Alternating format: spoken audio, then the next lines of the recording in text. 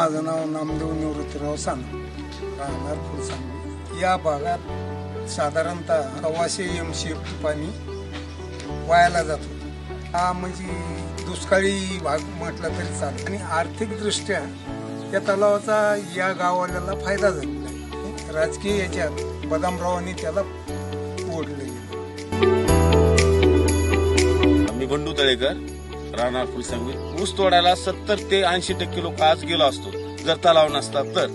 आज 15 गावं सुखी झालीत आबाच्या फक्त या तलाव केल्यामुळं। आज तुम्ही बघा आमच्या गावात 300-350 एकर ऊस आहे फुलसांगवीत।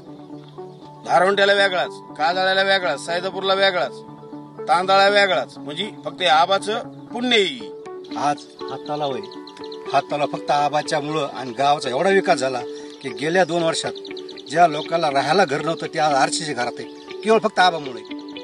की गोर गरिबाचा कायवर जे असेल ते माननीय बदामराव पंडित आबा हेच आहेत फक्त। जर आपल्याला चांगले प्रकल्प असे प्रकल्प जर आणायचे असले किंवा आपले मुलं बाळ भविष्यात त्यांची लाईफ जर सुधारायची असली तर माननीय बदामराव पंडित याशिवाय पर्याय नाही म्हणजे नाही।